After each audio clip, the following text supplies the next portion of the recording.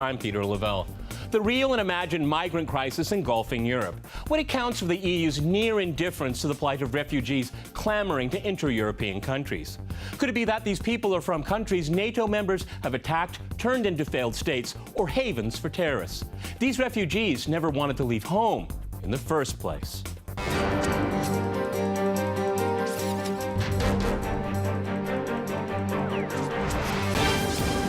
To CrossTalk the refugee crisis, I'm joined by my guest, Sukan Chandan in London. He's a political analyst and blogger. Also in London, we have Tim Finch. He is a migration expert and writer. And in Brighton, we cross to Anders Lustgarten. He is a playwright and activist. All right, gentlemen, CrossTalk rules. In effect, that means you can jump in anytime you want, and I very much appreciate it.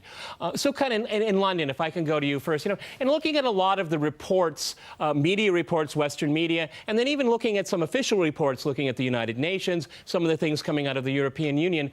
In reading this literature and watching this media, I found a huge disconnect when we look at these refugees coming in to Europe. And I'm thinking of Italy, I'm thinking of Greece, Macedonia, even the UK to some extent, if you can get across the channel. There's the disconnect about why these people are coming to Europe. That part of the story isn't really told much. Go ahead. Well, there's a reason why it's not told, because then people actually understand in a human-to-human level of what is going on with the plight of these masses of our people who are trying to come to Europe. The vast majority of refugees and people trying to get into Europe who are non-European come from Afghanistan, Syria and Somalia. And you can add to that Yemenis as well. Now, these are people who have been directly impacted by the foreign policies, indeed, of the British state for many years, if not decades. So the British have traumatized and destabilized and turned these once quite stable, decent countries, in the case of all three countries actually, into a death squad militia hellhole. So it's no surprise that people may want to choose to leave the head-chopping militias, the looters, the rapists, the sexual enslavers and the human traffickers who are proliferating in their homelands, facilitated by the leading NATO powers, and trying to come to those lands who have impacted this and looted their countries, not only in the recent past, but if we zoom out in the last couple of centuries. These are countries that are, many of them are younger than you and I, Peter. These are countries who have been looted totally and devastated by the genesis, historical chronological genesis of what is known as European democracy and the West, so-called. So these people have an absolute positive right to come here, because they are only coming here because they were there, i.e. the colonialists and the imperialists. Okay, Tim, if I can go to you in London, you heard what we just listened to. How would you react to that? Well, I think it's a fairly hysterical view of recent history and further back. Although I take the point, Britain and other Western countries with a colonial past and with recent interventions certainly has some responsibility for these refugees, and it isn't exercising it.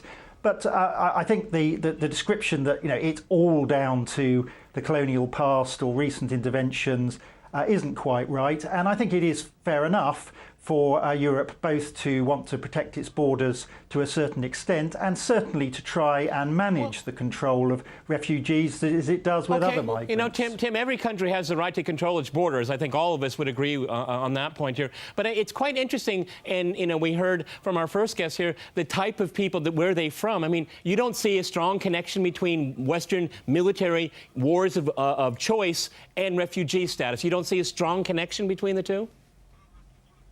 Well, I mean, for instance, the biggest number of refugees, and we should certainly be much more generous to them. I want to make that point. And I've been arguing recently that we should do that in a different way, rather than forcing them to travel across the Mediterranean in dangerous ways or even walk into Europe. We should be actively resettling them. But a lot of the refugees from a recent conflict is from Syria. And it doesn't seem to me to be that clear that, say, Britain has any more responsibility for the Syrian conflict than, say, Russia.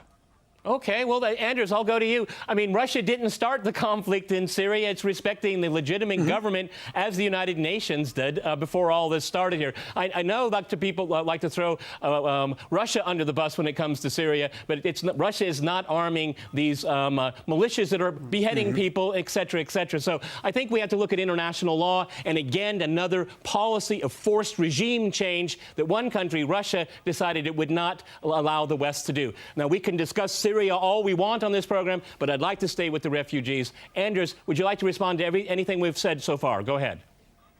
Sure, I think it's a really good introduction. I think there are clear cases where what your first guest was arguing is absolutely true. I mean, Libya, for example, it's fairly evident that Western intervention there, followed by a total failure and betrayal of those people in building any kind of infrastructure, has created the world's greatest client state for people smugglers. It's not a coincidence that so many people from sub-Saharan Africa are coming up through the Libyan route. But there are two big causes of migration that we haven't discussed yet, one of which is climate change. And that's a really, really important one. It's incredibly difficult to imagine how to address that problem because it's almost already taken place. It's sort of irreversible in certain respects. It's making vast amounts of the global south uninhabitable. And the other one of those that's strongly connected to that is Western intervention through development organizations. So the World Bank has displaced 3.5 million people in the last 10 years through a lot of stuff like land grabbing, land speculation, those kind of activities. You can join that with something that both Russia and the West do, which is to support essentially puppet dictators in developing countries who are very often repressive and crack down on their populations. I'm thinking, for example, of how far we've got behind the Sisi regime in Egypt, which has gone out of its way to destroy the Arab Spring. We're all very supportive of the Arab Spring. That's been crushed by a military regime which has large amounts of Western and Russian backing. So there are a lot of things that the West and other places, the Chinese involvement in despoiling Africa, in exploitation of resources in Africa is a factor. Powerful countries are systematically destroying the infrastructure of poor countries and making it impossible for people to live there. Okay, so you're shaking your head in dismay in London. Go ahead, jump in. Blaming Russia and China for despoiling countries is absolute nonsense. Actually, Russia and China are providing stability and respecting the sovereignty of all global South nations. Indeed, if it wasn't for Russia and China, Syria would be totally in the situation that Libya is today and many other countries of the global South. But that aside for a second, now Britain's policy in relation to the migrants is very interesting because it was Britain that lobbied Italy and successfully lobbied Italy to end Mare Nostrum, i.e. Italy's search and rescue mission in the Mediterranean, which was saving tens of thousands of people. And Britain, having destroyed Libya, having directly through its proxy death squad forces, the so-called Free Syrian Army, etc., destroying Syria, is then punishing these people yet again after destroying these countries to say, no, we will enforce a drowning strategy of tens of thousands of people in the Mediterranean Sea. So the British successfully lobbied the end to Mare Nostrum and then totally militarized a 12-mile radius from the Italian shores in the Mediterranean. So Britain is, it's so nefarious role in this whole situation. It was a leading part of the destruction of Libya throughout 2011, and now it's punishing and then re-punishing the Libyan people and those people traffickers, which, by the way, the British were in direct, all these mafia, all these human traffickers, the British were celebrating, as were all the leading NATO powers, as revolutionaries and rebels and freedom fighters in Libya. And now they turn into actually what they are. These are mafia, but the British are concerned that Libya might become a stable place again. So they are actually in cahoots with these people traffickers and leading death squads such as Hakim Belhaj, who is now outed as the Daesh, i.e. the so-called ISIS leader in Libya, who is a direct ally, a primary military ally of the British and the French in Libya. Tim, it just seems like the law of unintended consequences. I mean, I have to believe they didn't want Libya to turn into a failed state where they have a residing ISIS unit. I mean, I don't think anybody wanted that to happen, but it certainly has happened. What responsibility does the European Union and NATO countries have to these people whose country was completely annihilated when Gaddafi, if he liked him or not, he didn't serve as a threat to anyone, really. Not even to his own people. Go ahead.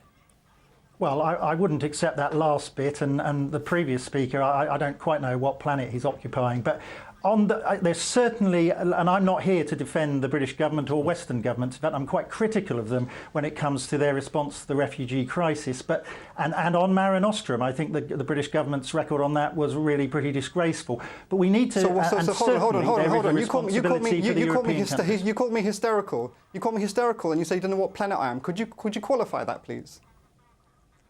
Well, I'm afraid not, because I just think the description of world history and recent events is completely off beam. But I'm not going to apologise. Qualify your assertion. I don't know who you're trying to defend here.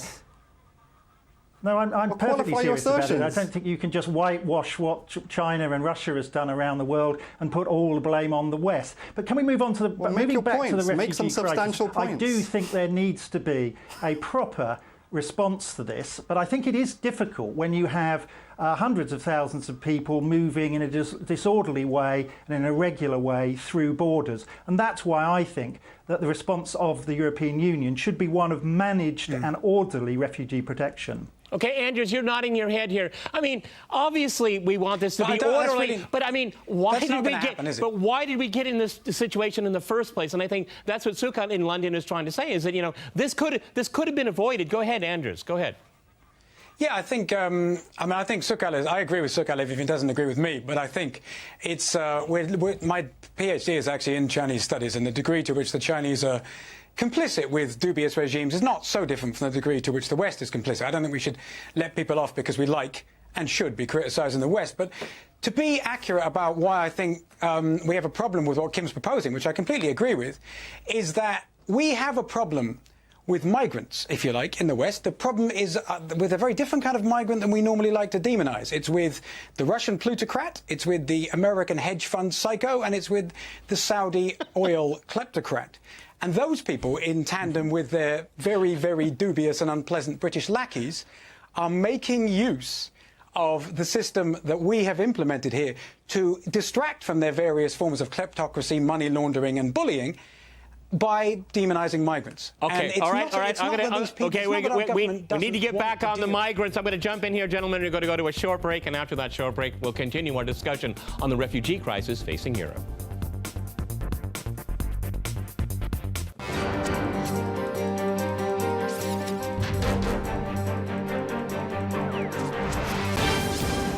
Okay, Sukan, I'd like to go back to you in London.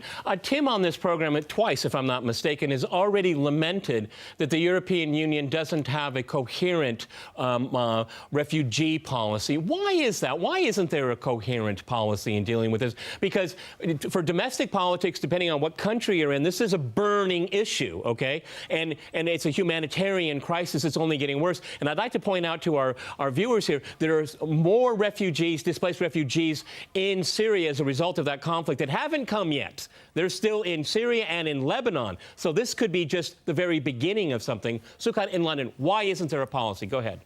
Yeah, I think, Peter, you're right, actually, to put things in proportion. The Lebanese government has 1/300th of the resources that European countries has, and dealing with 1.5 million refugees as a result on the Western Death Squad project in Syria. Millions of Libyans are in Tunisia and Egypt, and also Jordan has over 1 million refugees as well. So it's quite rich, pardon the pun, for Europe to be complaining about this, considering that they've looted the rest of the world and now they're complaining about it. The reason why Europe has no coherent strategy, because Britain wants to put all the onus of responsibility on this situation on Greece particularly, and Greece is obviously the weakest link in the European chain and it's suffering the most. And also it wants to put the onus on Germany and other peripheral countries in the European Union, which is obviously an unfair situation. However, I do get concerned when people advocate a coherent strategy, because if there was a coherent strategy in Europe, would it actually be worse than the situation? Would we be seeing people forcibly rounded up and deported to somewhere like Turkey or Egypt or some other place? So I am very concerned about that. And the last point, there's nothing hysterical in the historical factual realities that the rise of Europe was on the basis of totally looting the rest of the world and genocide of native populations. Our countries are struggling to overcome this trauma. But the message to our brothers and sisters coming to Europe is also this, that if you do come to Europe, be part of the struggle to actually develop functionality and stability in your homeland, which Western powers are trying to destabilize and destroy. Okay, Tim, you lamented about it twice. In your opinion, why isn't there a coherent policy? Is it because different countries have different problems? And I think that, as we just heard, looking at poor Greece, I mean, 7 years of depression, and now they turn around and say, and you take care of your refugee problem because they're hitting your beaches first. I mean, that's really quite insane, considering Greece, the trauma that the Greek people are going through, and now they get this. I mean, that's just benign neglect. Go ahead. No, I certainly accept that, and I agree with Sukan about this business about who's bearing most of the burden. And this might seem like a relatively small point in the context of that. But of course, countries like Britain are democracies, and governments have to be elected, and they have to take notice of public opinion.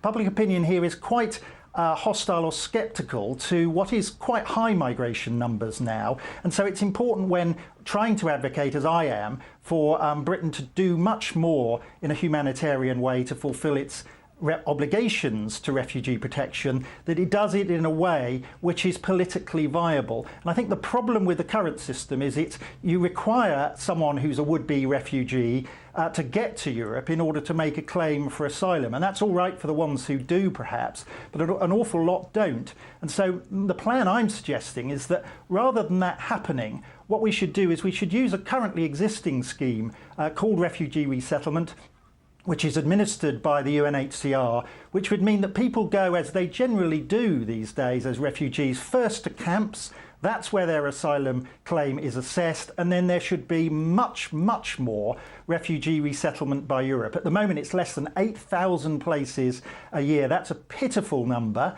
but a lot of people are coming to Europe and claiming asylum. I'd like to switch it round, and I think it would be more politically viable if people were arriving here in a managed and orderly way as already recognised refugees under UN auspices. Okay, Tim, can I ask you a question? I mean, in the way you're looking at a coherent policy in dealing with refugees, would you suggest to the people in power in European capitals, particularly in this case London, would you suggest slow down or end these quote-unquote humanitarian interventions? Wouldn't that be a good first step to deal with this problem?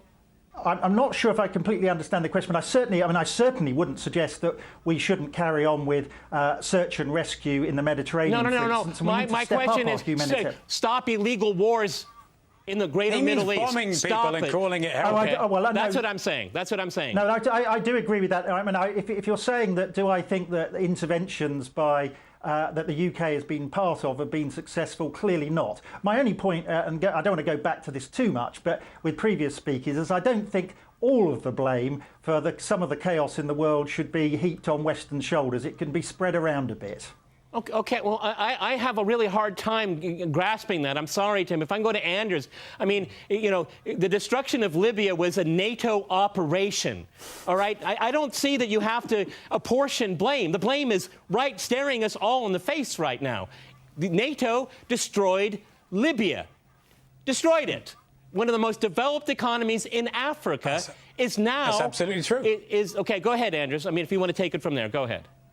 No, that's absolutely true. And I think what's interesting is it's the degree to which these alleged humanitarian interventions are undertaken with a combination of psychosis and magical thinking, which is the idea that once we remove Gaddafi or once we remove Saddam Hussein, which is always inevitably predicted to be a much cleaner and simpler and less massively destructive process than it turns out to be, that the magic of the market will somehow generate a vibrant, successful society that will absorb people. And that's not only completely untrue, it's just sort of deranged. And what's happening now is that the blowback from that is starting to come to Europe. The reason there isn't a coherent policy, though, is pretty simple. It's that European countries hate each other.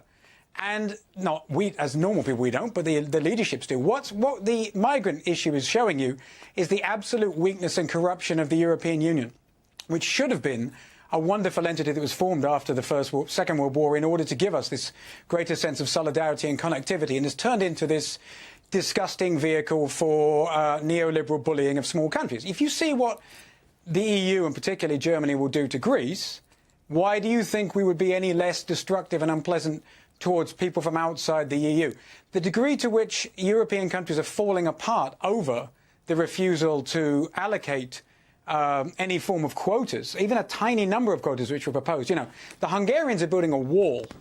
Yeah. It's fair to say walls in history have not been massively successful. Let me go to Sukan. Again, hang on. Let me jump in here. The British just think they can. We're running out of time here. Hang on. Sukan, now, if I can go to you. Again, I think it should be much more of a preventative policy here. For example, let's look at Libya. Okay, we can't go back in time, but why can't the Western world, NATO countries, because that's a nice collective right there, say we're going to sanction the Libyan regime, whoever's running it, until you have reforms. Because we're doing everything upside down. You're not doing anything to resolve those issues on the ground. You're just worried about the blowback, the word we heard a couple minutes ago. I mean, I don't, I can bring up Syria. There was a peace process, but, the West had no will. They didn't want to sit down and hash this thing out. Now, there are rumors floating around that they might give it another try. But if you resolve these issues on the ground, then you don't have to worry about what comes afterwards.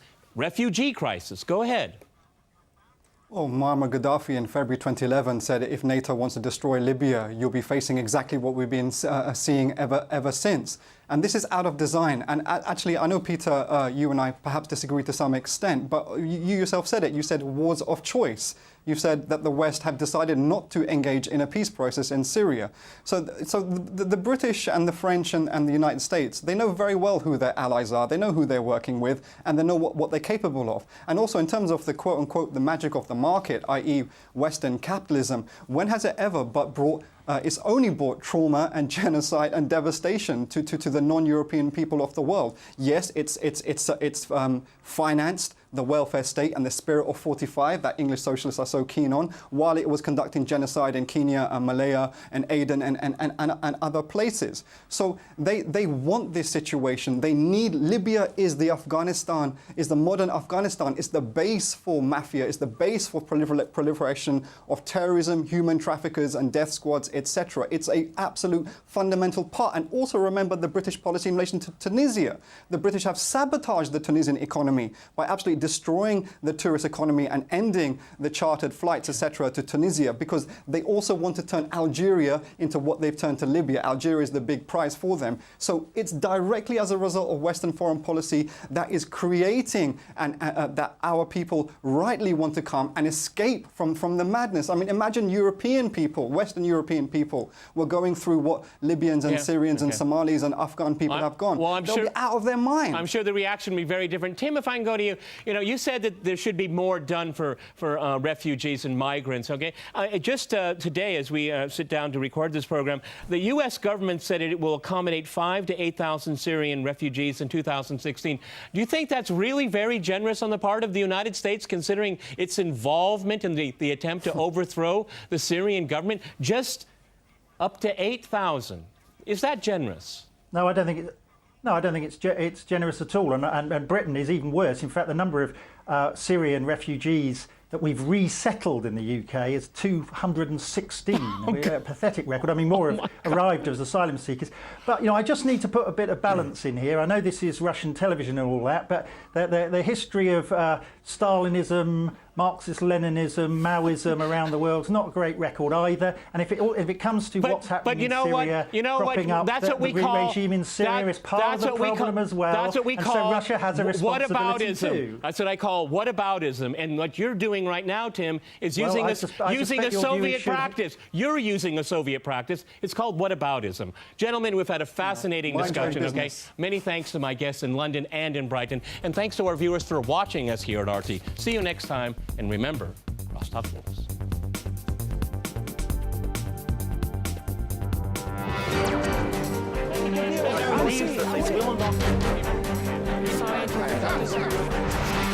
I love you.